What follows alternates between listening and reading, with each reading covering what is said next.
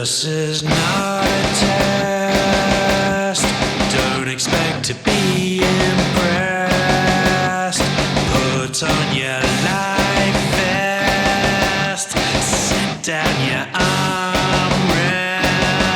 It's time to stray from the grind.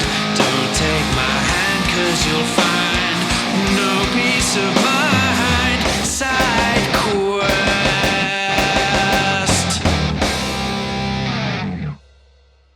Hi there, and welcome to Side Quest, the episodes we do in between our classic adventures. I'm Steve Weverill, and joining me today is Robert Bevan. Hello, friends. Robert Bevan of Critical Failures fame, myself of, I'm the guy who plays Brandon Firemaster on the podcast. Speaking of podcast, we got a convention coming up. If you listen to this, you're either listening to it the day before the convention or the week after the convention. So some of what we say might be entirely redundant. Or 18 years after the convention. Yeah, we might all be dead and you're listening to this and wishing you'd made better choices with your life. Son, I love you. I love you too, Jack. So, yeah, we got a convention coming up. Are you prepared for this in any way, Bevan? Not really. I mean, I guess I'm... I got my ticket for a plane ticket, and I rented a car, and I got my hotel room sorted out. So the bare necessities I am prepared for.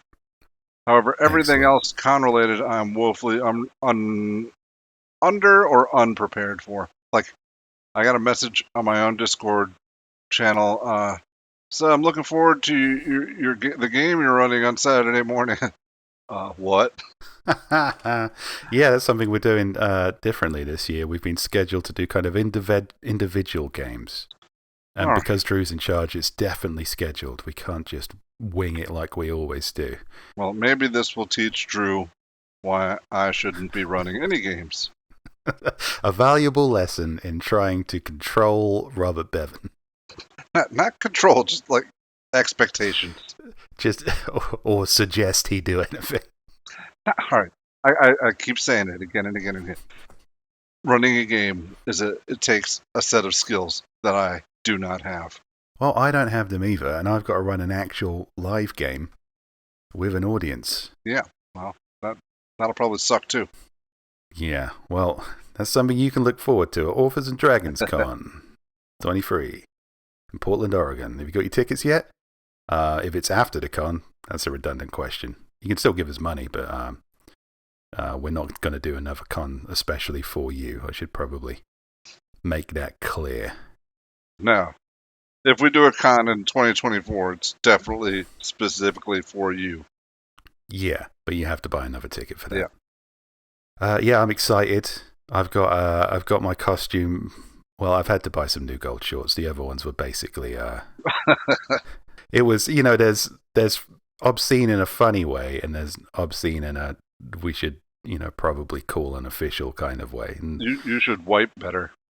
Yeah, well, yeah, probably.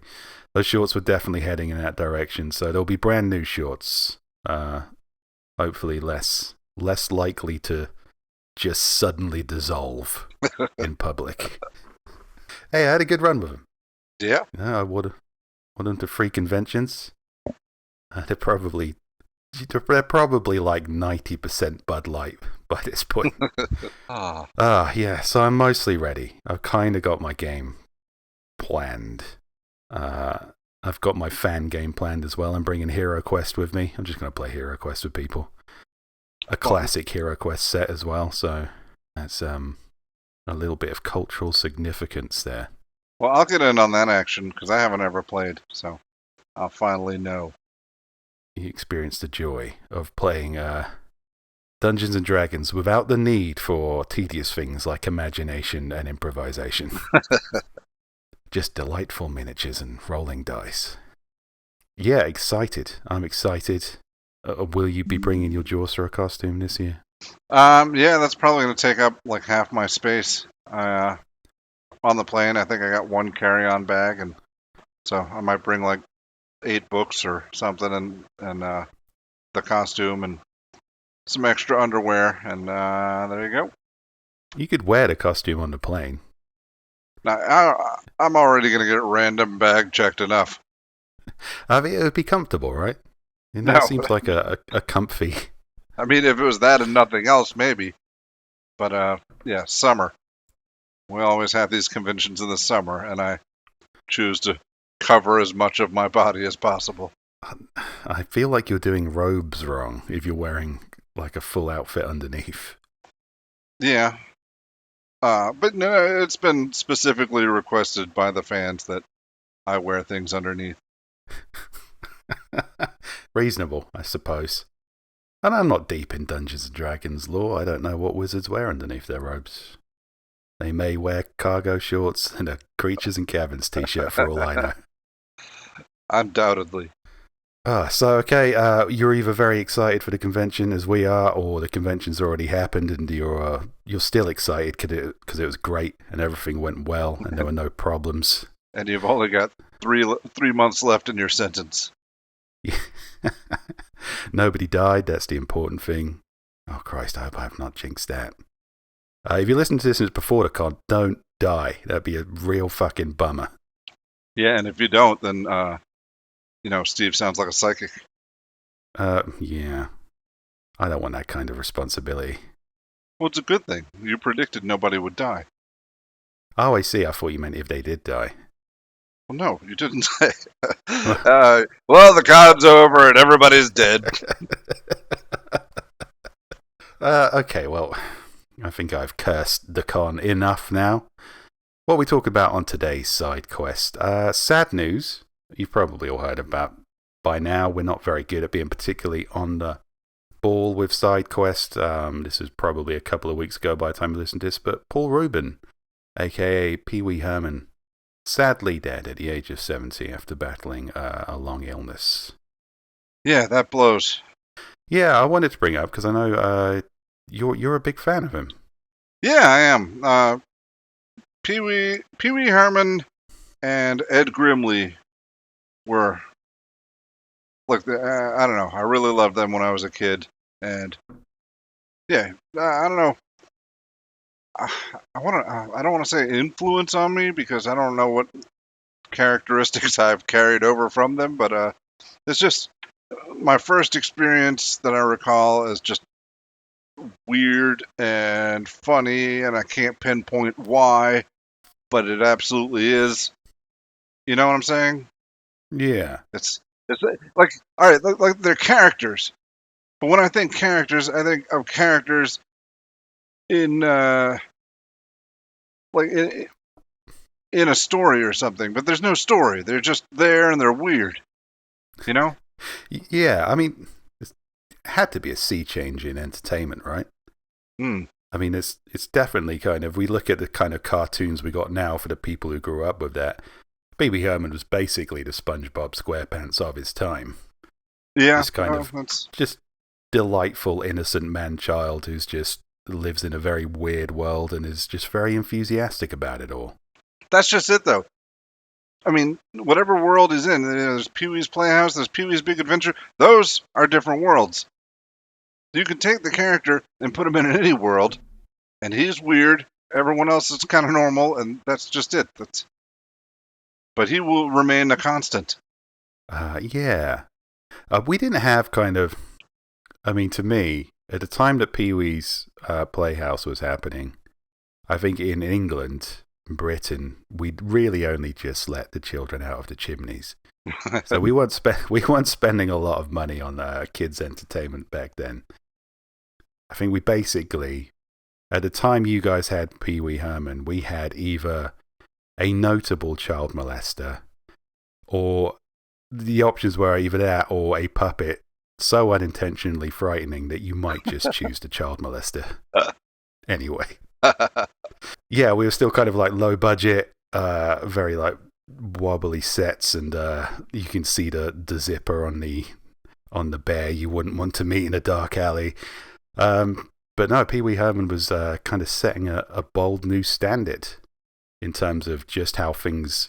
I look at it now, and it holds up. So I'm sorry. So are you not familiar with Pee-wee's Playhouse? Yeah. Yes, you are. Yes, you aren't. Yes, I am. Okay. So I'm comparing this to British TV of the right. time. Okay. Um. We weren't operating at that level. I think everybody learned some lessons from that. Like, you can have you can have a bear costume that somebody hasn't left in a puddle outside of an alleyway, outside of a bar. I'm not saying it's like it broke the mold for production values across the board. I'm just saying when you're talking about specifically kids entertainment, what we were doing at the time, nowhere near that level of quality, I think. Yeah, I'm not sure. I don't know how much of that comes down to production value. I mean, the Pee-wee's Playhouse set. I mean, yeah, I'm sure it doesn't compare to whatever you pulled out of a dumpster over there. But it wasn't. It was. This wasn't high tech stuff. These were hastily made puppets and things. And but the characters that it worked. I mean, I remember these characters. I remember the voices. I remember. Oh my God, Cowboy Curtis would go on to be Morpheus, and that's always fun to go back and look at. Yeah, I don't think I can think of a single children's entertainment that went on to be a major Hollywood actor from my time growing up in Britain. Major, like, crime statistic, yes. Hollywood actor, no. Ah, Yeah, so, but I didn't know, because I think the character is so iconic, I didn't know that Paul Rubin was in, like, other stuff. yeah, he had some parts here and there, and I mean, that's I didn't care as much about Paul Rubin as I did Pee Wee Herman. Like, I don't know, man. I mean, if he's in other stuff, I'll see it and I'll say, hey, that's Paul Rubin. I'm happy to see he's still getting work, but I don't know. I'm not excited about it. Hey, I mean, he does a fine job. Yeah, that's what I was surprised about. He does do a fine job. He was in Buffy the Vampire Slayer, which I still think is a great movie. Yeah. He was in Mystery Men, which I think is still kind of an underrated classic. Agreed. He was in Flight of the Navigator, one of my favorite movies. Well, he was Pee Wee Herman in that. Yeah, he was basically doing that voice. But yeah, no, he was in some classics. I wonder if he was in a one of the superhero TV shows. I think it was Gotham. He was Gotham, like one of the villains' fathers or something. I don't know. I never watched it, but I saw his name. He would do well in Gotham. Gotham was a weird theater kid experience. Yeah, that was my kid was into that for a long time. And obsessively into it. He had a strange recurring role in a few episodes of The Blacklist, which I think you haven't seen. I have not seen. Yeah, that I was like genuinely entertained by. He was like, wow, I'm glad to see Paul Rubens, and he's kind of weird. Kind of weird was what he was good at. Yeah, that's true. But he's also kind of a good slimy character. He played it well. Yeah. I kind of wondering that if he never did Pee Wee Herman, would he just be like a really notable that guy from movies? He'd be like, it's that guy. Possibly. I like that guy. Yeah.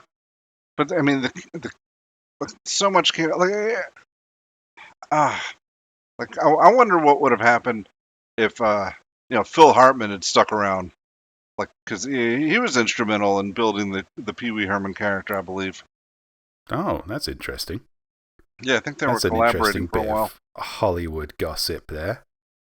Like, yeah, I think they were, because I don't think Pee Wee Herman. Oh man, I should have done my research before coming on here. But I think it was like a stage act. When have you ever done that? All right, yeah, but this is something I care about. I think it was like a stage act, like not kind of like ostensibly for kids, but absolutely not. There was a lot of dirty adult jokes thrown in, like kind of like Shingles, except nowhere near that level of filth. But yeah, I think it was Paul Rubens and who did I just say? Phil Hartman, like, working together. I should look this up. I only really know Phil Hartman from being the best thing about The Simpsons. Yeah. and just having one of those classic great voices, which I guess Paul Rubin did as well. So. Oh, all right. Here you go.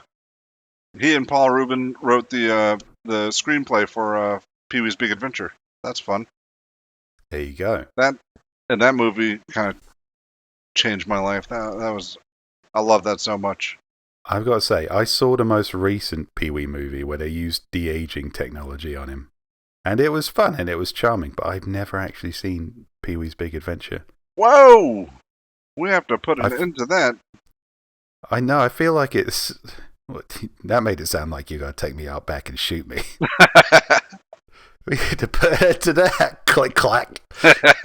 I saw the most recent one too. It was fun and charming, but it didn't have quite the same magic. It felt like it had Pee-wee magic in it, but it felt like I don't know. This is what's expected. This is what we have to. There was no. It was from that time of remakes and pseudo sequels where they were just very much treading familiar ground for the streaming market. Yeah, I'm happy they did it because it was funny and it was a lot better than Big Top Pee-wee, which I did not care for. Bit of controversy. This has not got to be quite the gold-plated remembrance of Paul Rubin. What's your problem with Big Top Pee-wee? I just thought it was boring. Oh, okay. I thought you'd have something more controversial than that. No, I was expecting, sequels, whatever. I don't even know if it counts as a sequel, but the second Pee Wee Herman movie, I thought, all right, sequels or second movies in a series are gonna let you down, but Pee Wee's not gonna let me down. No, I mean that was the age. That was the age of sequels letting people down. There was none of this multiverse shit back then. You had one great movie, one awful movie, and then a follow-up movie with different actors. That's what we got back then. That was the standard. So I guess we can't hold it against him from not bucking the formula. I guess few people did. Yeah, man, it's hard to talk about with you because you haven't seen the magic that is Pee-wee's Big Adventure. I feel like it's such a warmly remembered part of most of the writers coming up in my generation, and memeable too, that I probably know more about it than most movies I haven't seen, put it that way. The one where what's the one with the trucker lady and she freaks Large out. Marge, yeah. Large Marge. That just scared the shit out of me. Unnecessarily terrifying, yeah. And of course there's all sorts of just clipped jokes going in this age of clipped content with your TikToks and your whatnot. Yeah, there's a few Pee-wees floating around. All right, I think this might be my favorite. No, there's so many, but one of my favorite scenes was like he loses his bike, gets stolen. He's having a neighborhood meeting in his basement to get to the bottom of this. He's presenting evidence and whatnot, and this guy in his basement leans over to whisper to another guy something, and Pee-wee freaks out at him. He says, "Isn't this something you could share with the rest of us, Amazing Larry?" And that is the only time we see Amazing Larry. There's no context for why he's called Amazing Larry. Well, there you go. He's born a wonderful, memorable character who wasn't even a character. Yeah. Would that we all have such opportunity.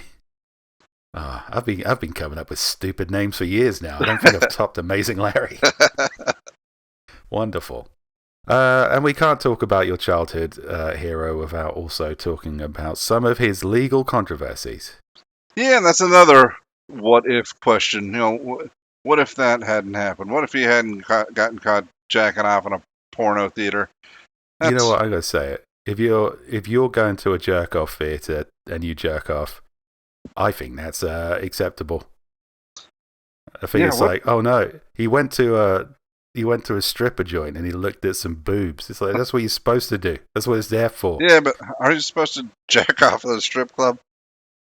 No, but you are. But I think in certain theaters there's just a guy with a mop saying like, "Well, it's going to happen."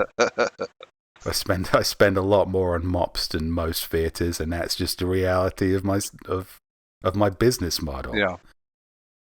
Oh. There was some other controversy too, but he was cleared from it, and so Oh, we he won't just get had like into a it. vast porn collection.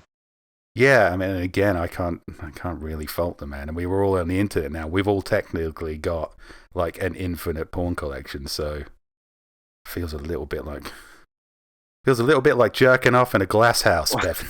Well, no, I think he collected like vintage porn and stuff. I'm not sure exactly. Oh, classy. Yeah.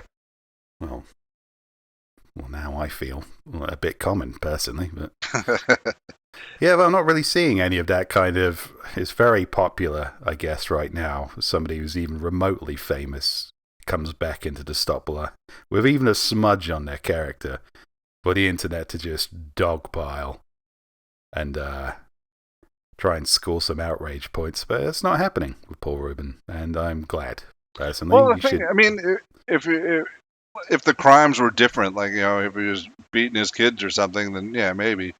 But I mean, he was jerking off at the theater. He collected porn, whatever. In the jack-off theater, yeah. No real victims there. No, yeah. Except John Q. Public, who had less Pee-wee in their life later. I thought you were going to say John Q. Mophaver. That guy was kept employed. Yeah, he knew what he signed up for. Yeah, so it's refreshing. He's being remembered very fondly. And again, as a foreigner, he's not part of our kind of cultural heritage, but even I guess just from interacting casually with Americans all this time, know how sort of, I guess, important he is to the context of American entertainment. And I do think there's a style right now, well, not right now, for a few years now, of these like innocent man babies who are just hyper enthusiastic, and that's all got to stem from what he was doing, right? What are you talking about specifically? I'm still thinking of SpongeBob. Oh, right. Okay, Every time I look at SpongeBob now, I think that's just kind of modern day Pee-wee, right? Yeah, I can certainly see some influence there. Yeah, and all the other ones might very well just be SpongeBob knockoffs, but it had to start somewhere. It seems to me it may have started with Paul Rubin. Oh. It does sort of, the whole jerk-off fear thing does change the context now, doesn't it? When you remember, like, a popular character is an actual human being, it's never, it's always a little bit like seeing the strings, isn't it? Yeah. When you see that, Christ, what do they call it?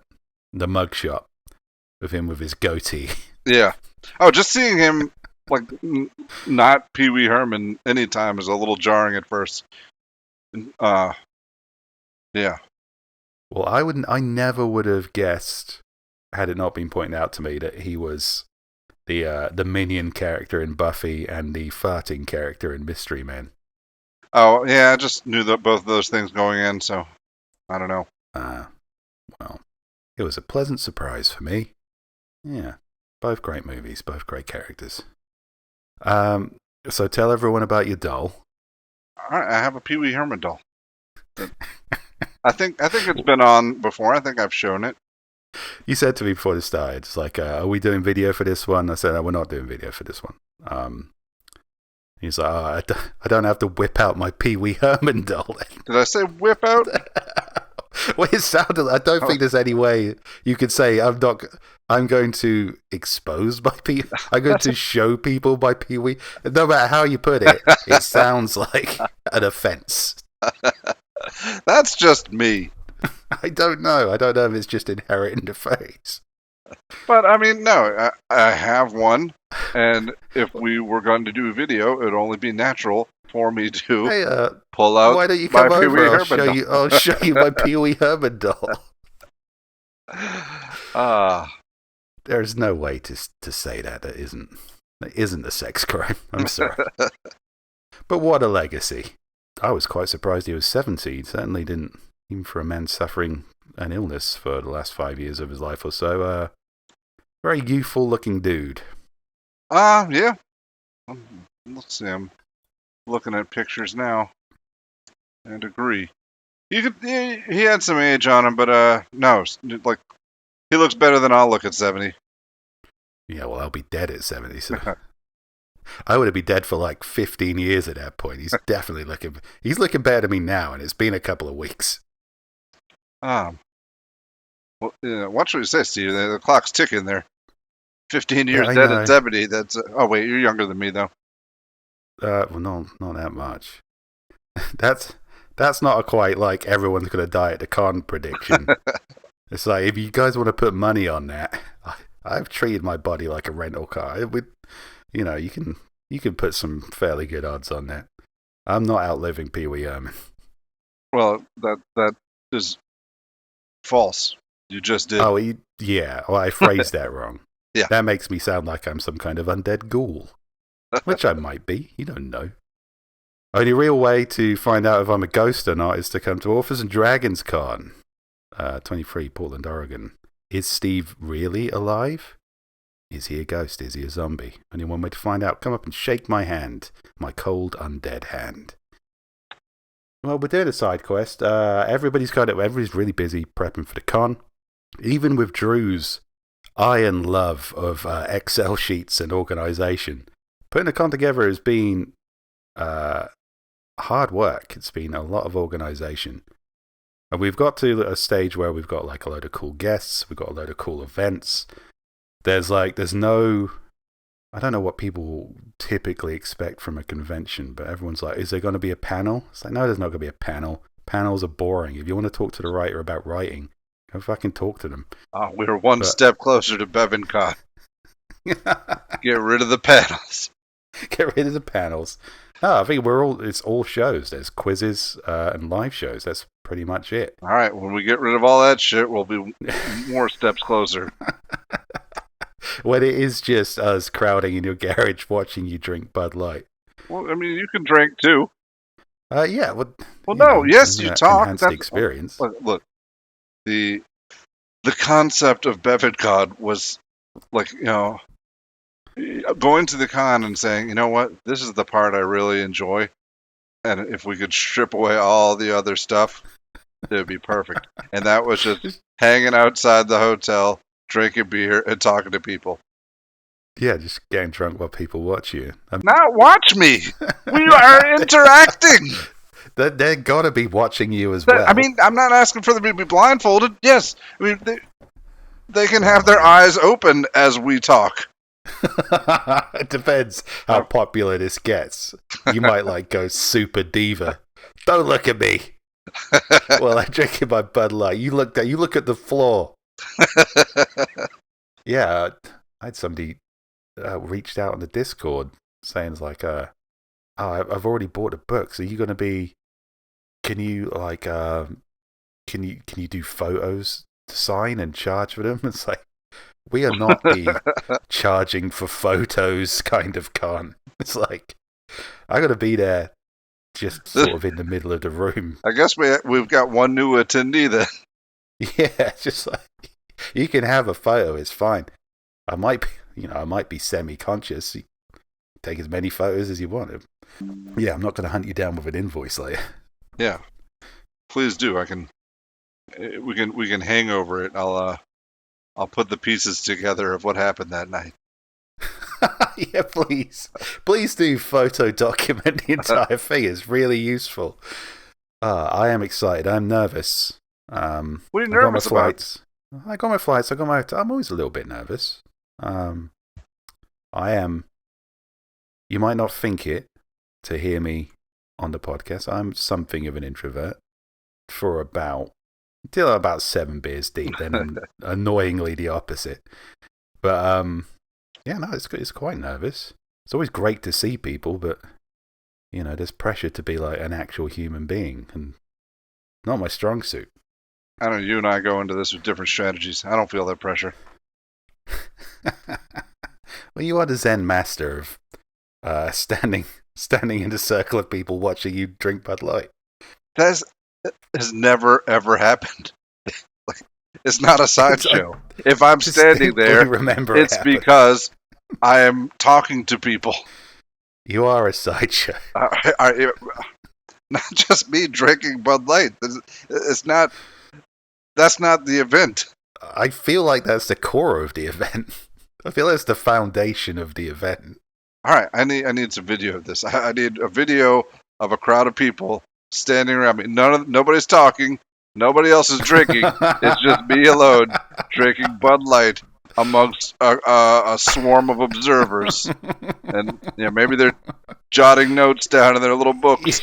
You made that sound like some kind of Victorian vivisection. Yes, you made it sound like that. Well, it can be. Listeners, reach out. If that's what you want from Authors and Dragons Con, that's what we'll deliver. We'll have a little amphitheatre. You can all sit quietly in the shadows, taking notes, while Bevan just sits there on a throne of Bud Light. I'd turn up for that. Bevan Con 2024. No, Bevan Con, I make the rules. That's not what's happening. All right, okay. I'm curious about. Go on then. What are the rules of Bevan Con? Show up. First rule of Bevan Con. You drink and we talk. We have a good time.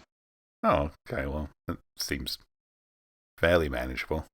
What's the second rule of Bevan Con? No, that was it. All right, okay. I just imagine you in a Fight Club scenario there. No, talk about it how you like. That's fine. It would kind of be like Fight Club, but instead of fighting, there's just, talking and drinking beer in a sweaty basement. So everybody's still shirtless, obviously. And halfway through, like an angry Italian man will come down and go, "What the fuck are you doing in my basement?" I can see that happening. Yeah, I'm a little nervous. I'm always a little bit nervous about these things. Not just that the shorts might explode. We're appearing in a couple of games now. There's my game, which you were in. There is the Salty Bastards game, for which we appear as both Jawser and Stan. Fun. I'm sure there's another game too. Or maybe there's not. Maybe there's only two. Oh, that sounds better. I know that Gibby's doing a live game, which he didn't actually know about until a couple of days ago, so that's going to be fun. I know the feeling. Yeah, that might actually be my fault. No, it's almost certainly my fault. In Gibby's case, I think definitely my fault. I told him... Yeah, probably. Yeah, he was under the impression he was doing what we're all doing, which is kind of a sit-down, non-stage game with a couple of fans and just hanging out with people. But no, I may have misrepresented that to him. He is going to be on the stage doing an actual audience-led live game, so... Fuck you, Gibby, I guess. Sorry about that. Dead air. Oh, sorry, I thought I lost you there for a minute. I was checking my connection. I was giving Gibby a chance to mentally respond to that. Did it work? I don't know. I won't know till later. I'm not actually a psychic. That was a bit we were doing. We'll find out if that's true or not if anybody dies at the convention. Yeah. I don't want this kind of dark power responsibility personally, but if I must take it, I will. I don't either, but somebody scheduled me to run a game. Well, I guess anything that happens now is Drew's fault. We got Judy Black running a guest game, which should be fun, because we got a pretty mean guest roster this year. Amy Landon, who's the narrator and actress behind a lot of Drew's stuff. And also Jeff Hayes, who's the narrator behind a lot of Matt Dinnerman's stuff, I think are joining in a couple of games. So we'll have some actual people who professionally talk and not just us slurring our way through bizarre scenarios. So that will be interesting. Yeah, depending on how much they've had to drink, they might be slurring as well. Well, hopefully we should get them to that stage, really. Otherwise they're going to make us look bad, and that's not cool. It's our convention, right? Yeah. If they're going up there anything less than 8 beers deep, that's kind of a fuck you to us, I think. I will take that personally. Yeah, you're going to see all the old OG guys in the Salty Bastards game, and in my game as well. Got a lot of the OG cast. You're also going to see Quest for Competence, headed by John Hartness. I hope you've been keeping up with that. And I think Rick can't make it, which is a real shame, because Rick was I think him being Silas Kane kind of, I think, set the tone for the podcast. I do believe that. When everybody was finding their feet and working their character out, Rick was just... No, he jumped right in with both feet. Yeah, I'm just going to be the most obnoxious prick I can be. And that really kind of set the tone, I think, for the entire podcast. So I'm a bit bummed out Rick's not going to be there. But he is, I think, phoning in for a couple of games. So we won't because you mentioned Salty Bastards. It's he will be running that game? Yes, I would assume so. Okay. But via internet connection. So be prepared, dear listener, for technical difficulties. I was going to say, we live in the future now, but yeah, it's probably going to be more technical difficulties. We fucking don't. We live in a future. Doesn't mean we're prepared for it in any sense. He's going to be running Salty Bastard games. He should be appearing as Moog Face Eater in Quest for Competence. My personal favourite character of the new series, Moog Face Eater, does what it says on the tin, you know. If you're thinking, what kind of man is Moog Face Eater, then you don't know Rick. So yeah, lots of exciting stuff. So I'm assuming this podcast is going out before the con, in which case you can share in my excitement. If it's after the con, you can just say, actually, Steve, I was there and you were wrong about everything. Or, well, aren't you the one that posts these? Yeah, but I never know what I'm going to do. Oh, all right. So that's why I'm not a very good psychic. I can't even... I assume that most psychics know what they're going to do the next day. All right, we've talked about Con, we've talked about Paul Rubin. Normally on Sidecast, we do a little bit of media catch-up. Bevan, have you watched any media? Let's see. What I've been watching, all right. I just finished season 2 of Only Murders in the Building. Jesus Christ, you're not very good at nerd culture, are you? Although I do like... What's nerdier than Steve Martin and Martin Short? That's true. In their fucking 80s. Yeah. Doing a murder podcast. It's I goofy. don't know. It's fun. They were so charismatically mainstream for so long. I can't possibly think of them as counterculture. I'm really glad they're still doing stuff. I'm actually a really big Steve Martin fan. Sure. Who isn't? Yeah, one of my favorite movies is LA Story. Yeah, one of my favorites is The Jerk. That is a good one. And Martin Short as well. I don't know why they stopped making movies with him, because it was just like... It was about a 3-year period when he was in every movie, and then he just wasn't for ages. And it seems like we were shortchanged there. Martin shortchanged, if you will. Nice. Yes, feel good about that one. I don't know, both of them were in like these 90s romantic comedy bullshit that I never wanted to see anyway. So, even when they were in movies, I didn't watch them. But it's nice to see them again in something that I want to see. Yeah, I should watch that. That's got 2 of my, I guess, component comedy actors growing up. I don't know why I haven't watched it. Am I just a contrarian? Maybe. What, is this so mainstream? Everybody's talking about it? Yeah, it's a murder thing. Everyone likes murder things.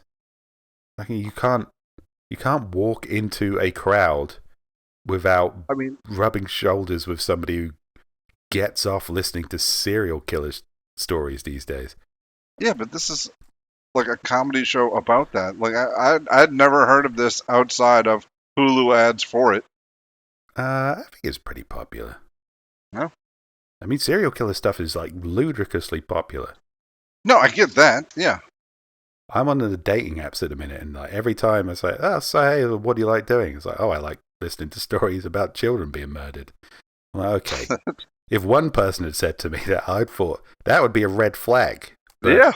Considering every other woman has said that, I assume it's just what we do now. Oh, it's a red flag if you say it, I'm sure. Oh, it's definitely a red flag if I say it. That's why I don't tell them. I don't listen to it, baby. I live it.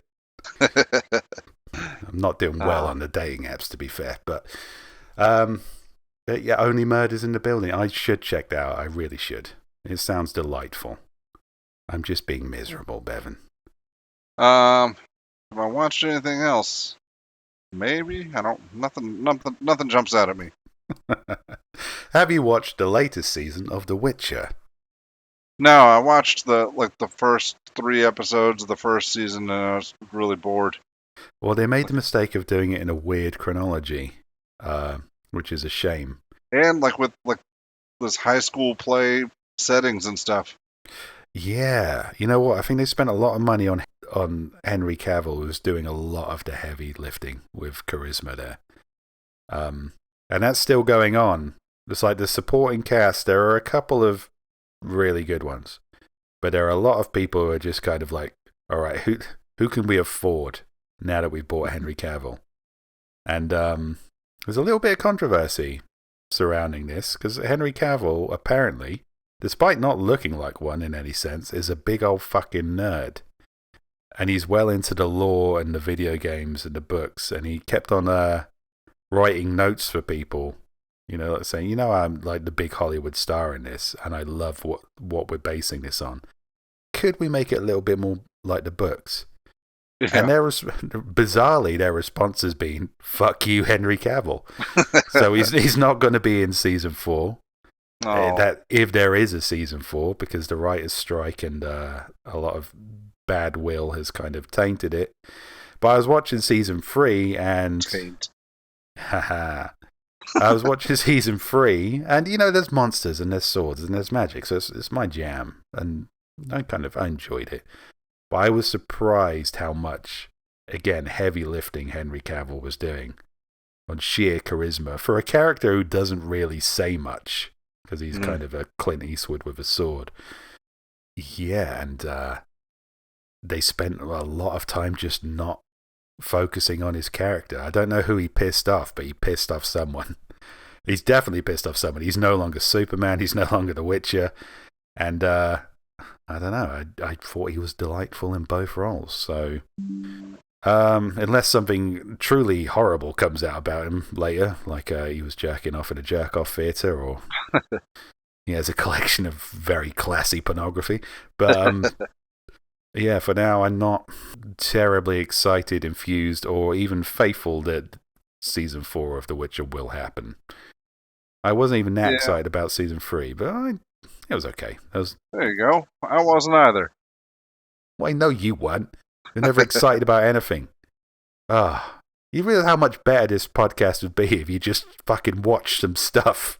Look, we have other people in this podcast, and you guys all like that bullshit. I like other things, and yeah. This is why we did an entire season of podcast on fucking Revolutionary Girl Utena. Yes. That was the most in-depth podcast we've ever done for a cartoon that maybe 5 people have watched.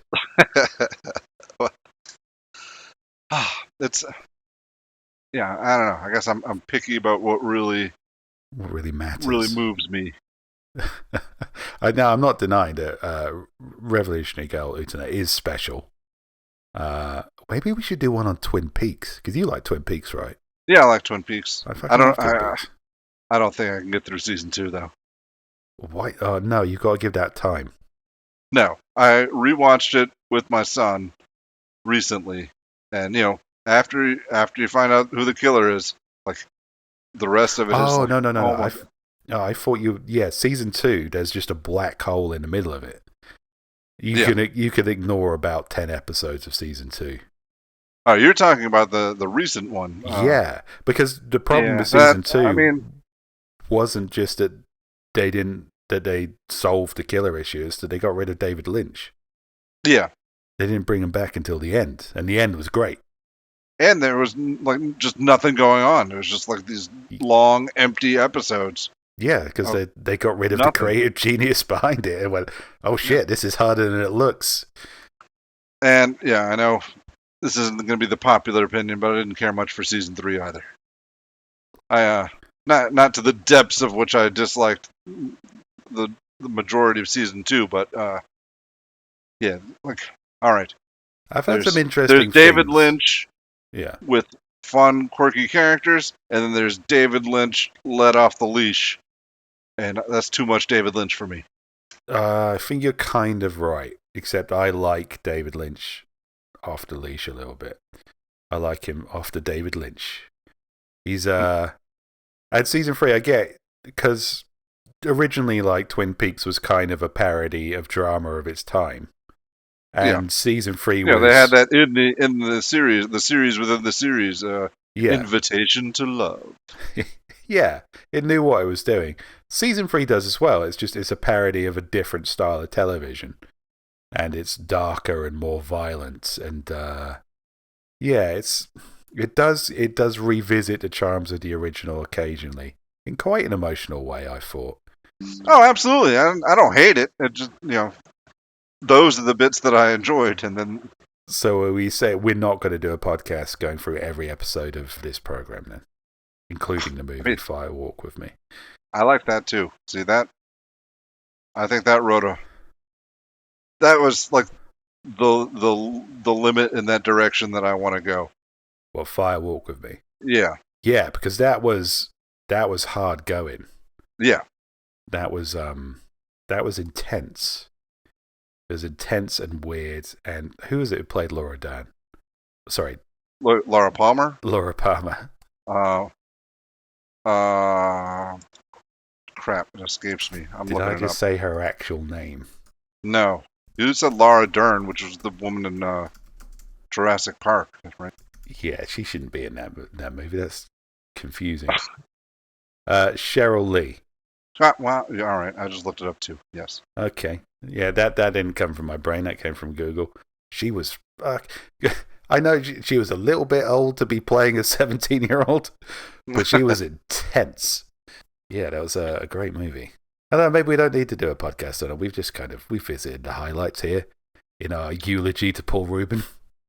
Like that could work. We don't have to see the whole series. Like, watch Fire Walk with Me, and we can talk about the series or whatever during it. Well, that's what we do about the movies, basically, isn't it? Yeah, but that's like we do crappy movies that we don't really care about. That's not entirely true. We've done Evil Dead. We've done Hawk the Slayer. Yeah, all right. I didn't care about it. Well, you don't care about a lot of things. Maybe you need to adjust your attitude, Bevan. Or maybe not. It's part of the formula now. Anyway, my point is, Paul Rubin's dead, and that's sad. But he had a long life filled with vintage pornography, and left a lasting What more legacy. could any man ask for? What more could any man ask for? To die on a pyramid of high quality pornography. And I guess the side quest of this side quest has been about the con. It's either happened or it hasn't. Either way, I hope you were there, or I hope you're going to be there. This is Schrodinger's con. Schrodinger's con, yeah. I hope you went there and you are alive, or you will go there and you will live. There you go. I've put that out into the universe. No ill intent. Oh, I'm excited. Yeah, I hope all that too. Good. That's very sincere, Bevan. All right. Well, it's been a limited cast side quest because everybody's busy prepping for what's going to be a hectic week for everyone. Holy shit. Or has been a hectic week for everyone. Holy shit. And thanks for tuning in. R.I.P. Paul Rubin. R.I.P. Authors and Dragons Con 23. R.I.Peewee. R.I.Peewee. Oh my god. Hashtag that shit right now, man. Your genius is wasted because you don't pay attention to anything. No, I think it's wasted because of all the places I masturbate. Well, if there's one thing we've learned from Paul Rubin, it's not... Well, actually, no, we've learned the opposite. It's definitely... It's not how you masturbate, it's where you masturbate, I was going to say. And, yeah. No, I was going to say the opposite. It's not where you masturbate, it's how you masturbate. But no, Paul Rubin is sadly no longer living proof of the opposite of that. So I don't know what a formula is, Bevan. Yeah. To success.